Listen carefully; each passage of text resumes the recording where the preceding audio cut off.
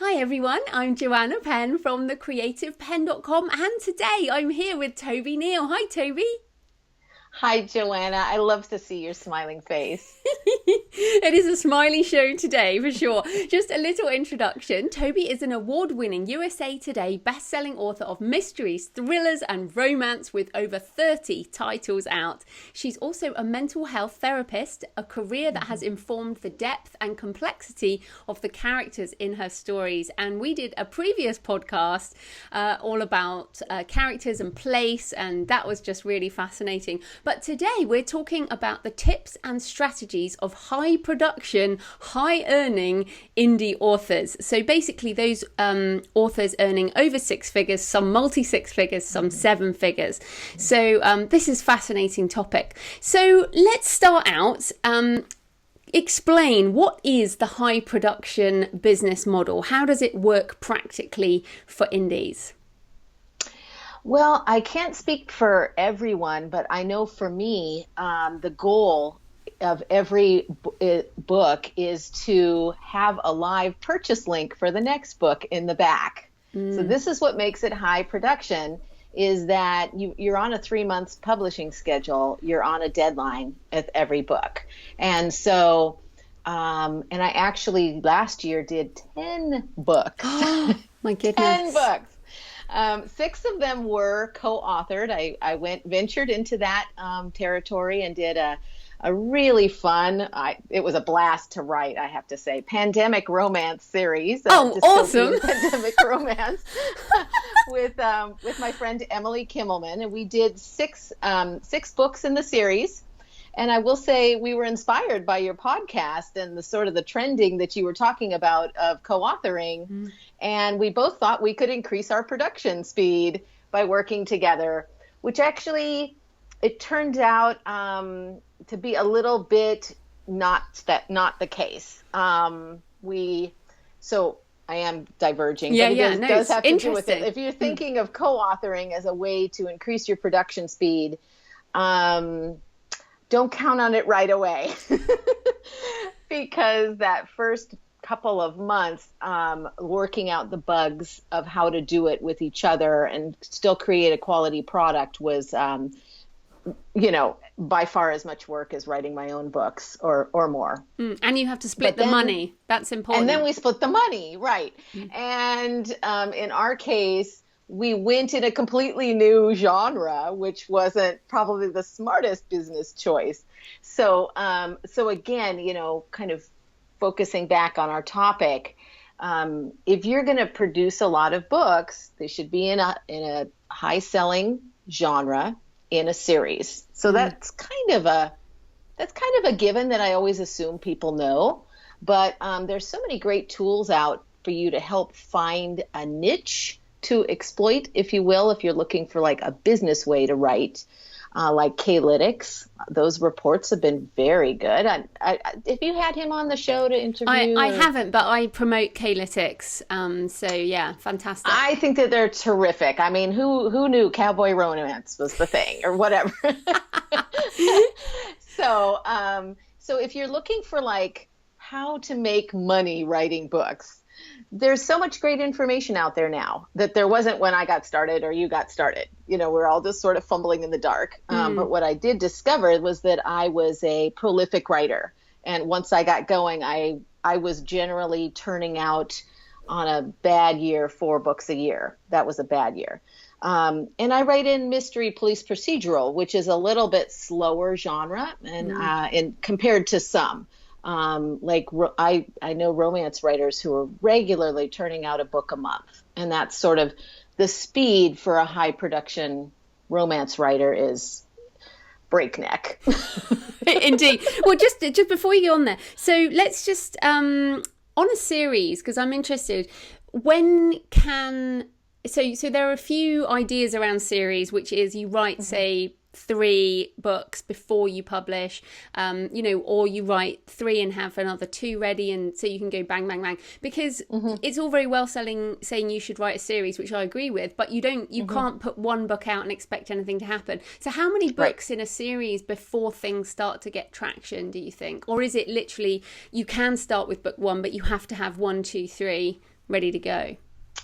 Okay, so this kind of harks back to my this last year's co-authoring experiment. We wrote 4 of the books completely before we began releasing, and then we released them once a month, thinking we would really get momentum. It actually turns out that I think that's too fast if you're not established in a genre. So if you're beginning, every 3 months time frame is a really good way to do it. If you're not confident, you can build up your backlist to have that many, you should definitely hold on to your books until you have 3. But I actually I have 2 main selling series. The Late Crime series with 12 books, which is complete at this point, and I have a Kindle World with that and all of that. And then I'm doing a spin-off series with a side character that's a little bit more action-adventure-y, that's called the Paradise Crime series. And I didn't start, even though I had totally set the stage for that second series to just pick up where the other one left off. You always lose readers who are loyal to a certain character for whatever reason. You cannot count on bringing them into your next series. You kind of have to.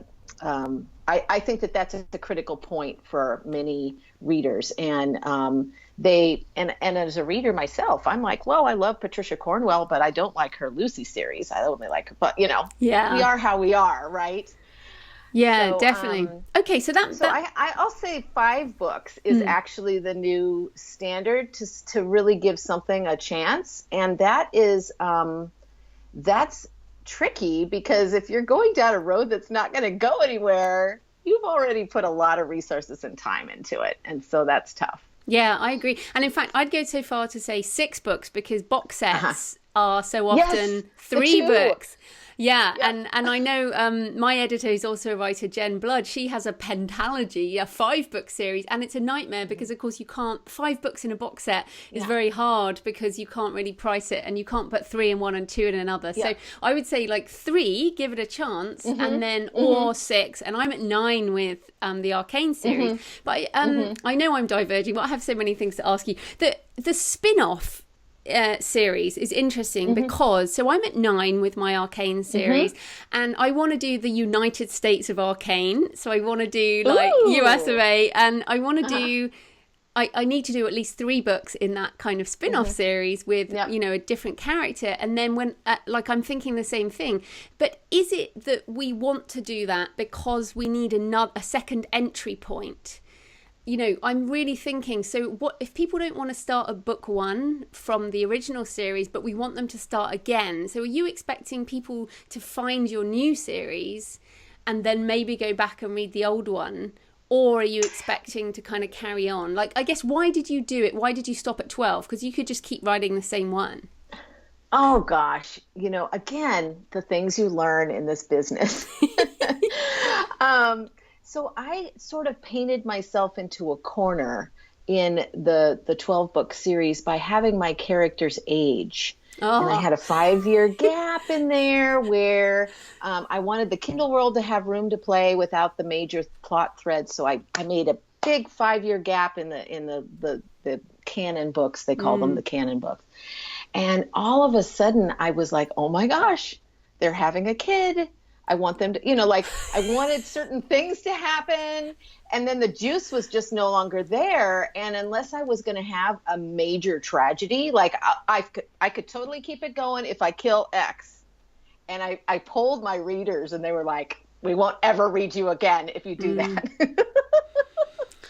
So you can't betray your readers. You have to give them what they're there for. And so in a way, what I think I could do is go back in time and write out of that gap that I made, but I felt like I learned something from that. And I was going to now have my new series is always present now. There's no time passing. It's just continuously happening in now.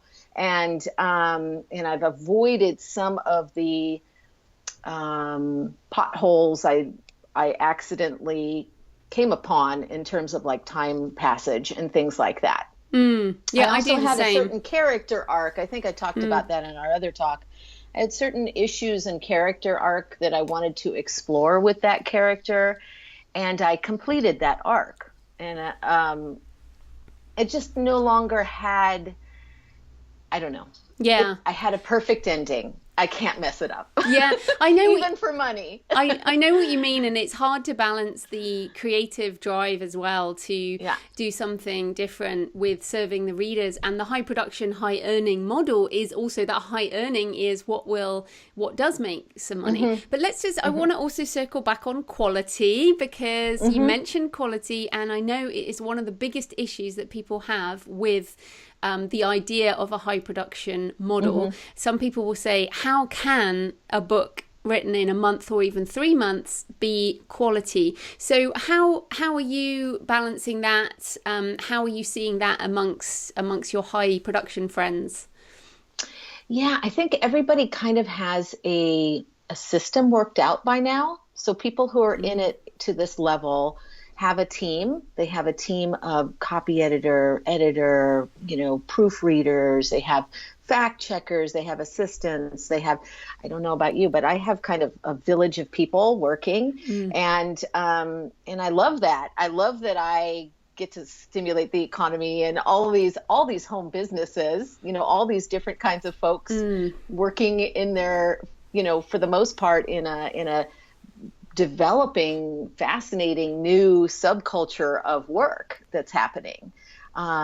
So there's that.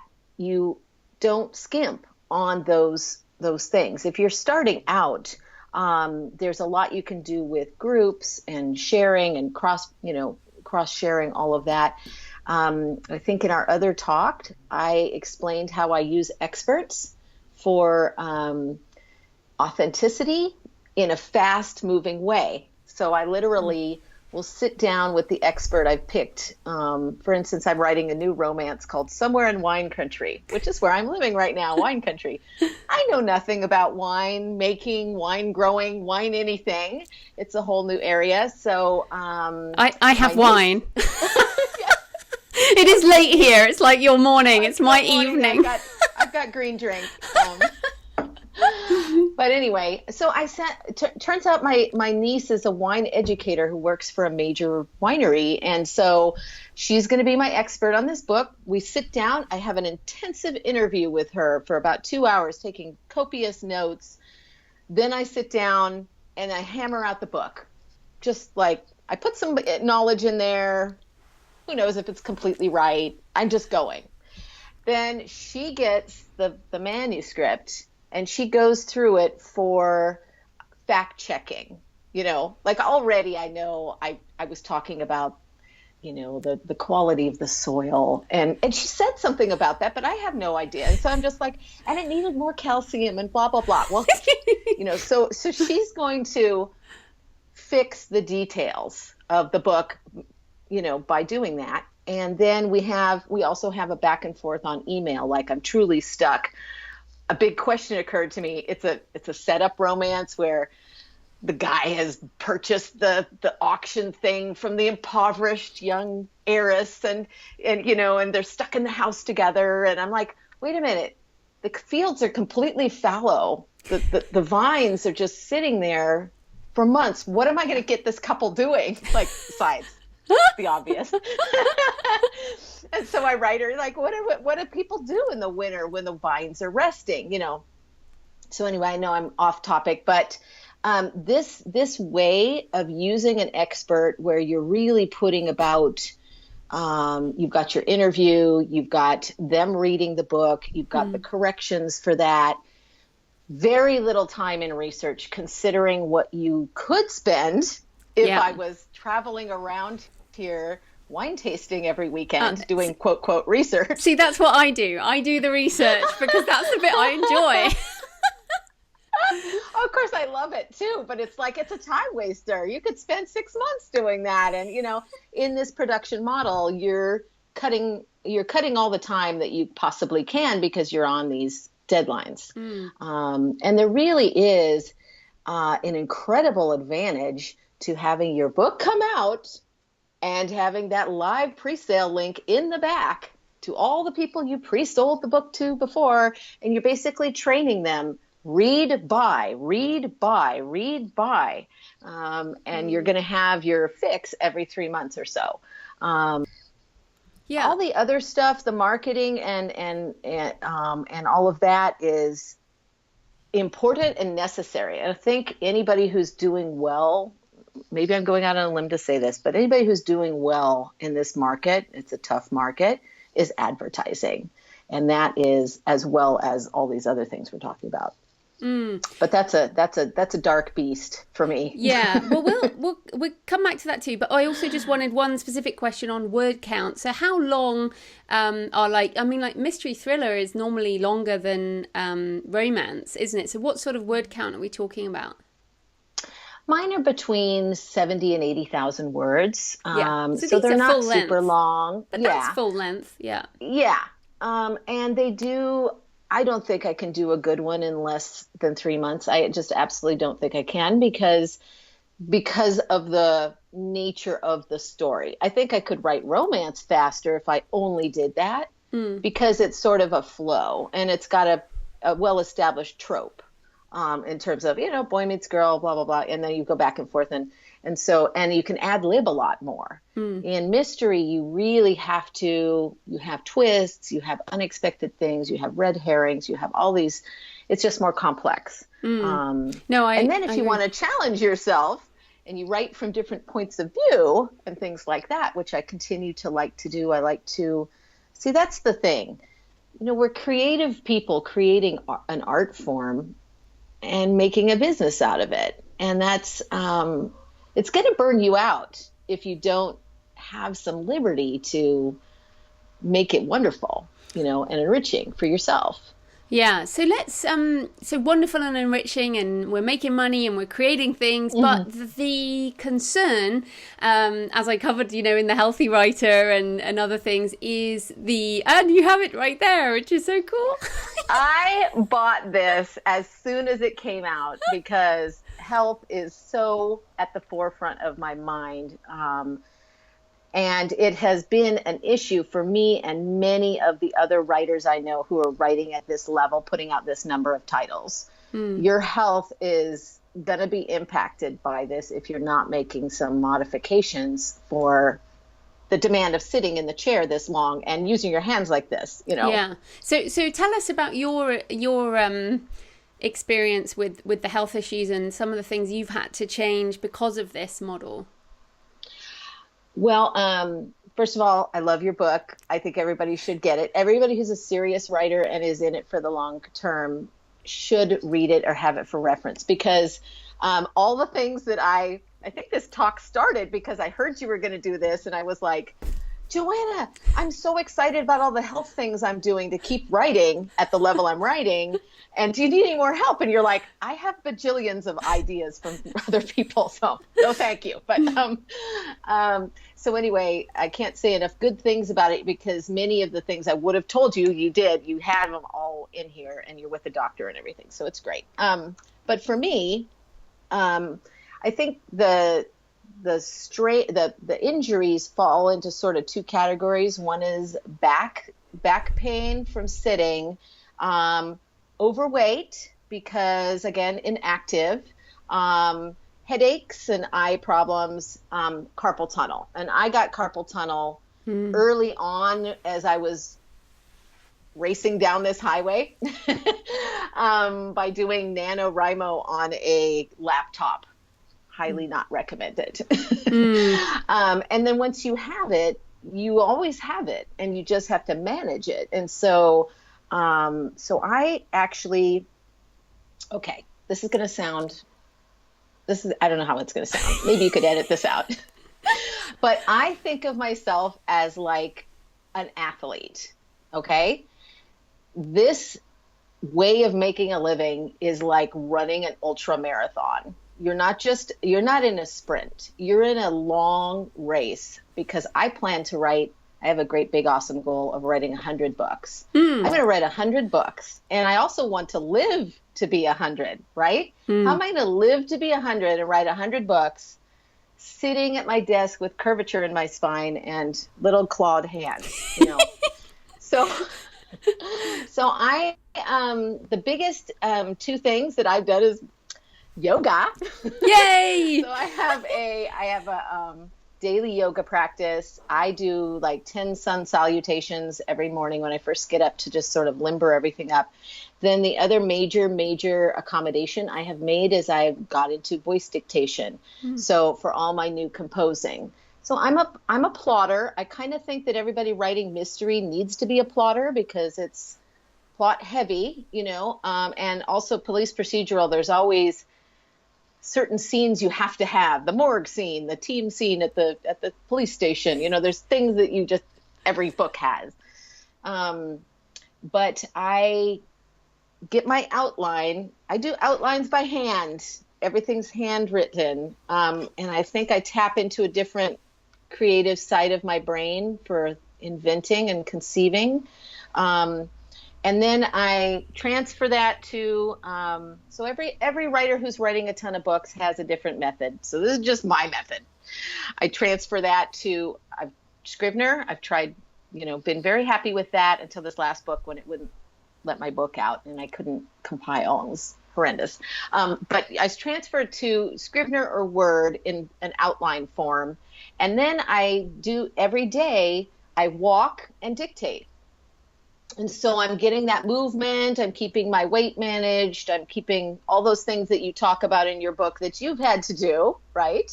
And I'm not even a high production writer. I mean, I think we all you have are to do too. it. You do this show. You do so much for writers. So, you have an insane pace. I can't imagine. But all that moving around is something we have to do. And the process, I don't use Dragon. I don't use that. I just use my voice to text feature on my iPhone. And it's pretty gobbledygook at times. It's hilarious. But it's into a Google Doc. Then I just, copy that into my outline and massage the words. And then what I've noticed is that my productivity, whether I'm typing or whether I'm dictating, is still about the same. I think it's my creative brain is just like only capable of generating so much material. And I'm a writer. So this is gonna, I'm turning out 4 or 5 books a year, and I'm only getting in 2,500 or less fresh words a day. So I am not, you shared about batching, and I absolutely love that concept. But for me, I can't, slow and steady wins the race is what works for me, is a very, regulated routine, my exercise, my certain kind of diet. So I mentioned green drink. I stay away from carbs. So I'm an athlete, right? I'm taking care of my brain and my body so I can do this work. That's how I think of it. And everything is about optimizing that. So, I'm on an anti-inflammatory diet when I drink a lot, vegetables, protein, anything that slugs me out or makes me foggy mentally has to go. I've had to switch from coffee to tea because coffee just made me spike, and tea was more, I got a little caffeine, but it's like, so everything I'm always studying how to optimize my own performance as far as coming to the page.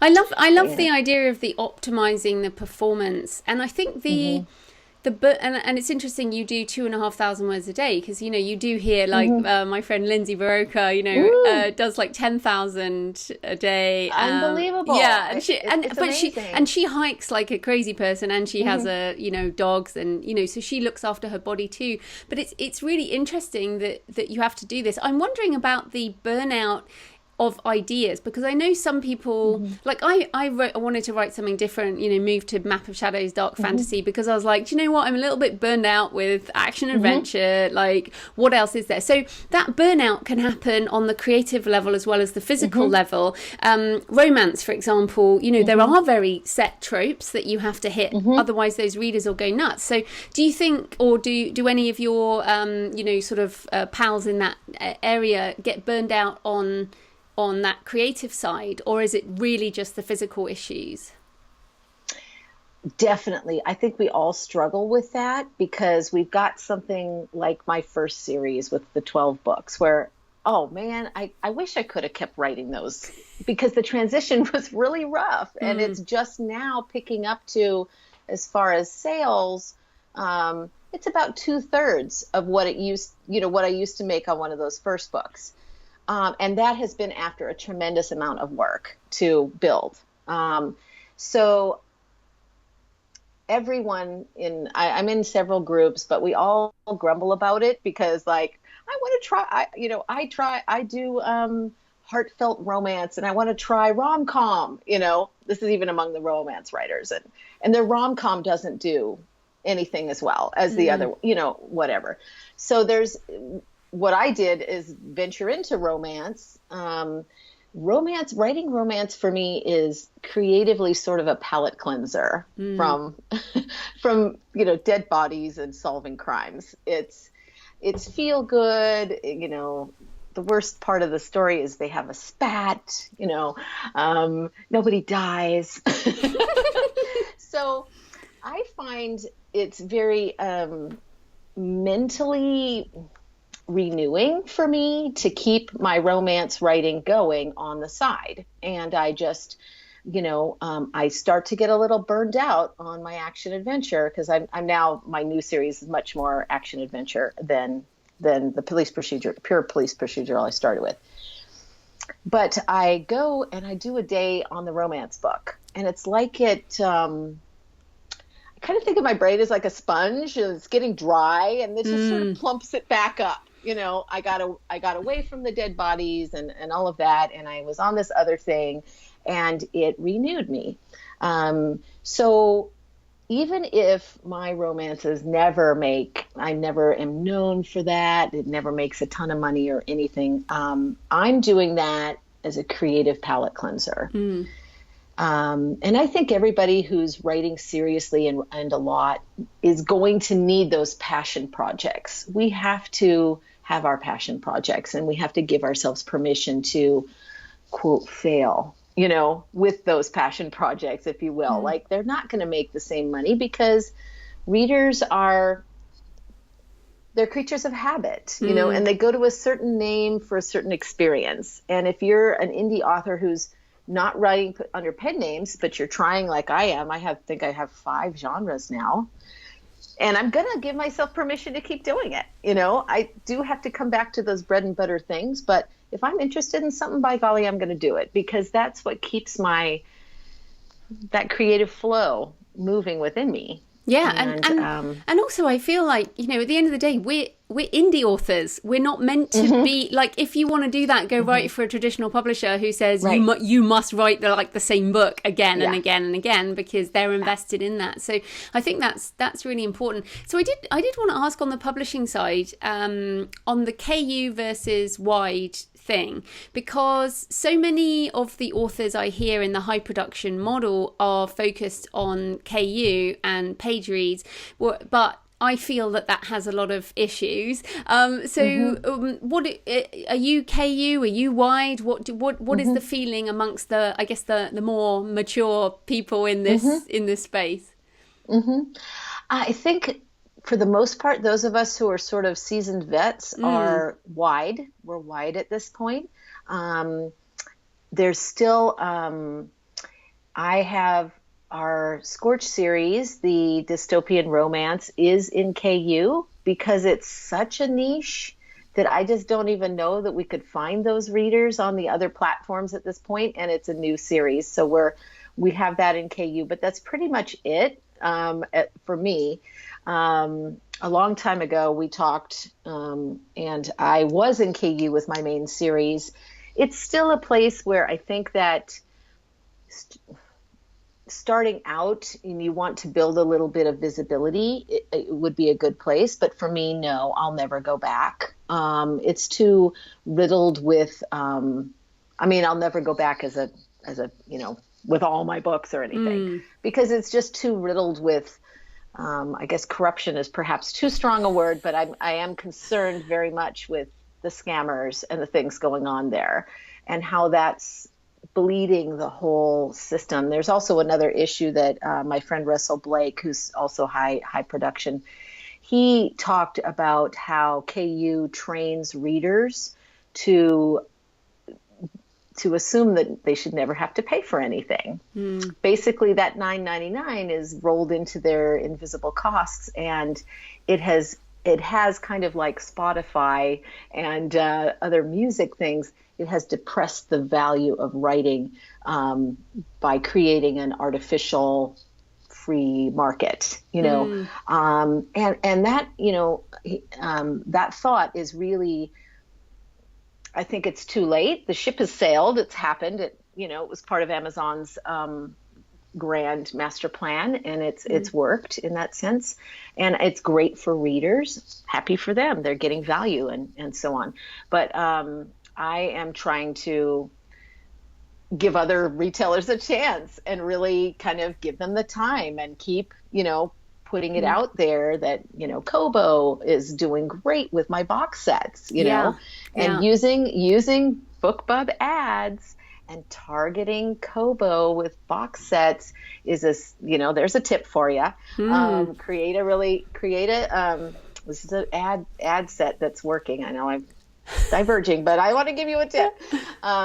Make a really graphic looking, like graphic as in simple, bright, discounted box set, and then use your BookBub targeting to target Kobo and in Canada, and you will just clean up. So there's my 2 cents for the day. Well, I think, and that's a great tip. And it's funny because I've talked about that before on the show, targeting Kobo in Canada. And it's funny because, like, when you talk about advertising, so many people are targeting Kayuu readers in America that, of course, if you have things wide, it's, you do have a much bigger market. Like, I just put up some ads also for, like, it was Amazon, but in Australia, again, like thinking about these other markets where you can still make good money is great. But just, I think, and thank you for sharing that, because so many people think the only way to do the high production, high earning model is Kayuu, whereas like what you're saying is totally not. You can definitely do this wide. But let's come on to advertising. So, because you mentioned it was a bit of a dark place for you. So, and dark place, very dark. But you also mentioned that it has to be done. So what are some of the advertising or other marketing things that you do for your books, or that you have your team do?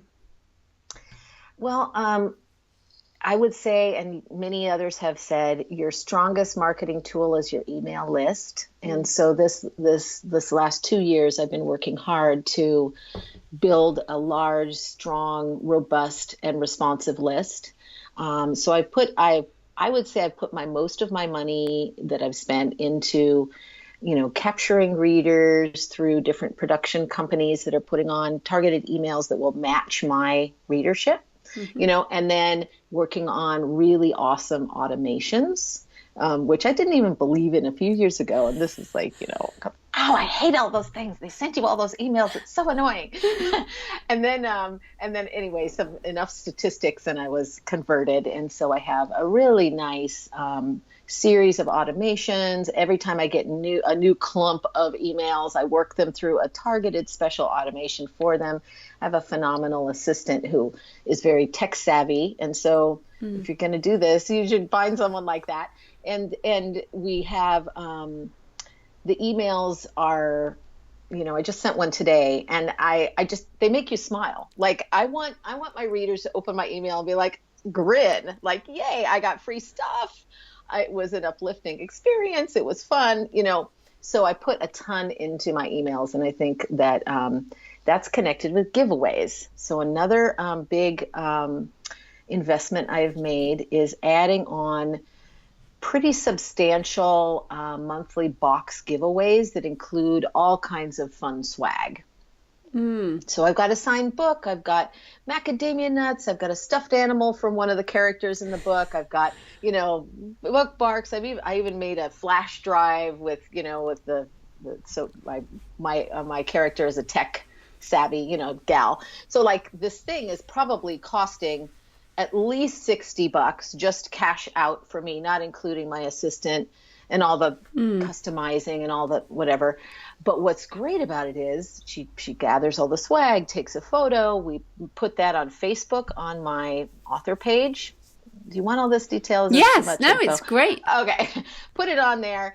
And then we get a tremendous, like even with Facebook's massive clampdown on visibility, I just boost that sucker, get over it, spend the money, boost it. And then, ooh, this is the genius part.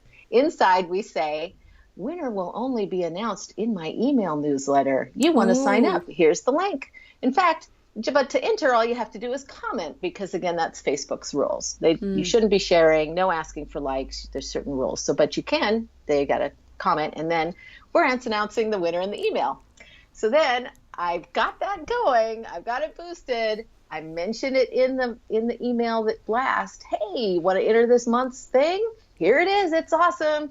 Take me to the box, and they click on it and they like it. And then my assistant gets them, if they liked it, if they participated, she gets them to like my page. So it's this incredible circle of juice, I should say, that's going out in all these directions and probably costing me $100, maybe, So there's like the giveaways keep the readers engaged. So I basically have a giveaway each week that's smaller, and then a monthly big box. It's a lot to manage, but that's what assistants are for. So I find that really interesting, and I think the romance authors are very big on swag, right? So it's interesting you're doing it in mystery thriller, but I see why, because there's so much digital giveaways now. There's so many. And I mean, even like I just did one of the new Goodreads things. And I was doing when it was free, I was doing it with print books, and they would get like 1,000, 1,500 people entering. And I used their actual paid thing for the Kindle giveaway. And it was a third of the entries. Like people just have enough digital stuff. So they're saturated. Yes. They're saturated. So I really see that you do that. But of course, and I mean, we're talking about high production, high earnings. So people starting out, this is too expensive for people starting out. Yeah. And you didn't do that when you were starting out. This is like an upper level. Further down the road. You've got your money train of books, and this is part of keeping the momentum going and keeping your readers opening your emails.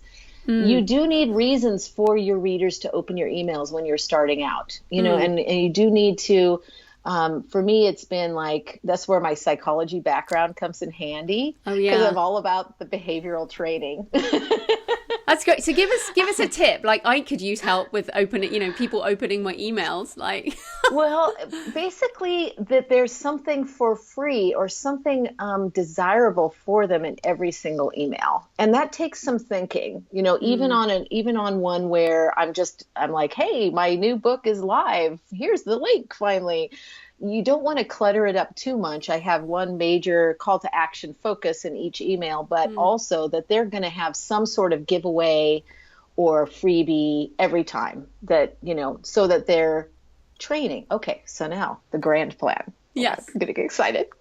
The grand plan is to move towards direct sales to my readers off my own website. Forget these retailers and all their ups and downs. Amazon and the 50% choice, like we're ever going to make that choice, whatever that choice is. So we should just point out that at the time of speaking, the 50% is a rumor, and we don't know anything about it, but it might happen. But so you are thinking of selling direct, print and ebook? I'm a little daunted by print, but I am heading in the direction of ebook direct marketing. Yes. And BookFunnel has been, I don't know how much we're supposed to mention all these brand names, but BookFunnel is one of the giveaway services. Yeah, and they have added sales onto their thing. And again, by the time this airs, I might have a lot more of this figured out, but I am moving ahead with some direct sale campaigns that are going to use BookFunnel and landing pages, and just cut out the retailer entirely, and see if I can train my readers from my email list. Again, that's my main, where I'm going to start, to buy direct from me by, giving them things that they can't get anywhere else, giving them discounts that are super attractive. Which is interesting, and I think because what annoys me so much is this obsession with ranking, and in a way, yes, higher ranking means more sales, but what you're talking about is you would get the money train, as you mentioned, which I like, so you would get the 95% royalty, or let's say even 85 with some discounting that we would do, you would get that. There would be no ranking at all. But you would get more money. So what do you think about the obsession with ranking, and how does that play into the mindset of a someone like you who's just got a business model now? That's interesting. It just really is about your priorities. So earlier on, I really wanted awards. I won awards. I really wanted to be on the bestseller list. I got on the bestseller list. Now I care about keeping money in my pocket and trying to provide for my retirement and longer term goals that are more financially focused. So, and I see a lot of volatility in the retail, all the retailers and how they're doing things and how they're, maneuvering. And I would like to retailer proof my business. So, while it may never, while I may never be Potterville or whatever that's called. Pottermore. Yeah.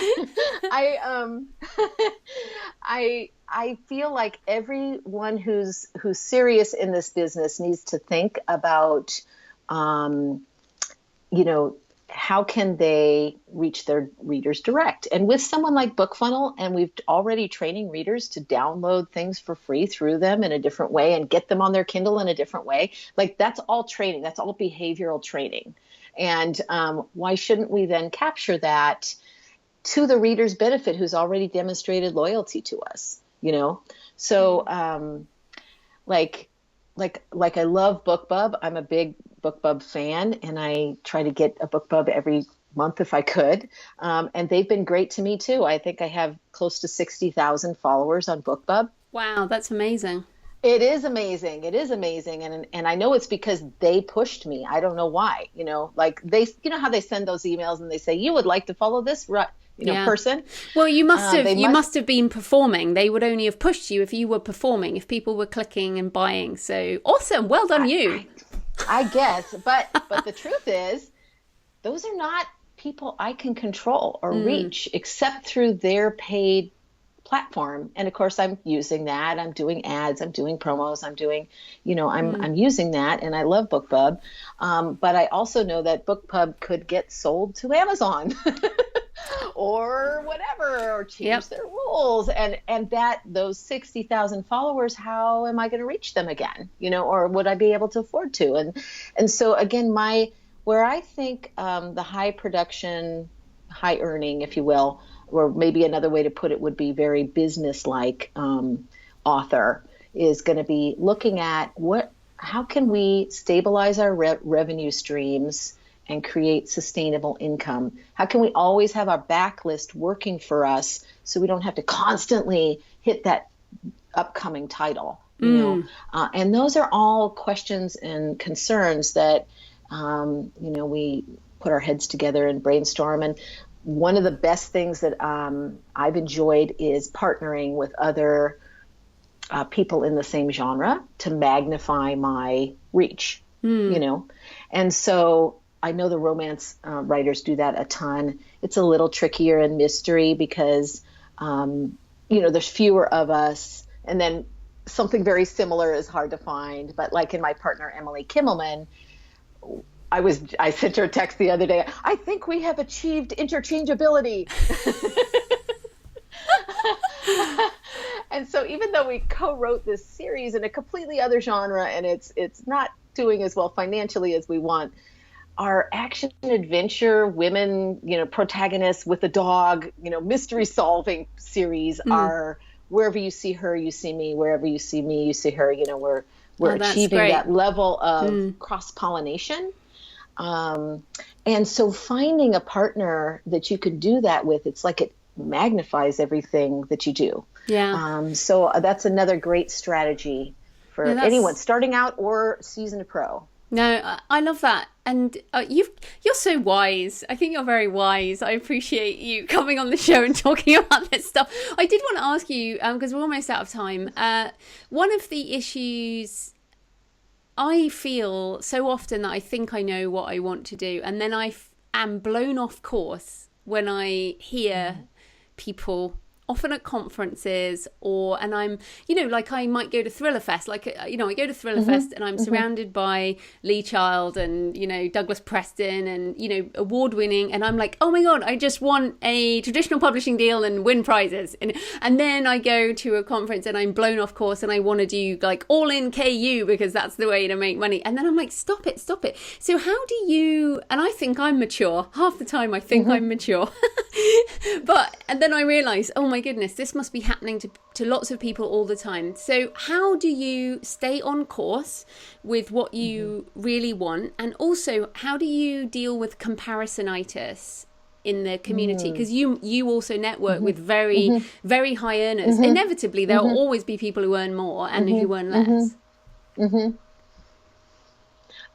One of the most exciting things I did this year was write my personal mission and vision statement, and then my ideal day. So that is again, my mental health background coming up. And I wrote it out in detail. I actually am doing business coaching with a professional woman who's helping me develop my corporation. So this last year I incorporated. I took a lot of big girl panty steps this last year. And things that needed to happen. Every single stage has been scary. But I keep pressing forward because I do have a vision for my life, and it's actually coming to pass. It's so much what I've always wanted. And now I just want to sort of build it or make it stronger or whatever. So I highly recommend that process to write your personal mission statement. Why is it that you do what you do? What is it about? Then, again, harking to my mental health background, one of the techniques I was really known for was that when I worked with clients, I would have them do affirmations, their statements of their desired outcome. So it's important that they're always phrased positively. It's not, I want to lose weight. It was like, I want to feel great in my body. See the difference between those two things. And then I use hypnosis, basically just a cadence of your voice and certain kinds of cues as we do it. And I do a recording of their affirmations, and I have them listen to it every day. So I actually do this for myself, Joanna. I have very well written out, put some serious hours into it, worked with my coach to make sure it covered body, mind, will, emotions, my physical self, and all of those areas, and got a really comprehensive picture of how I sort of fit into the world as a person and a storyteller and a businesswoman, and all of those things. It's all encompassed in that. And then I recorded that. And then on my walk before I start my dictation, I listen to it. So I'm constantly sort of reprogramming my mind to the things, the outcomes, the beliefs, and the knowledge that I want to have versus being swayed by every new and shiny,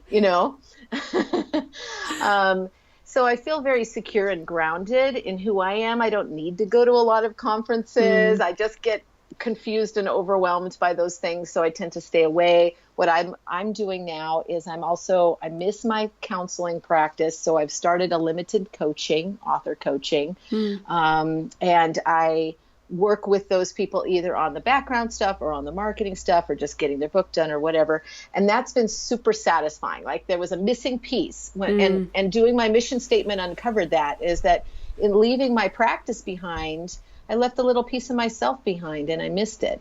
So I am doing some author coaching, and if people are interested in that, I have a tobynealcounseling.com site, and you can send me email or whatever.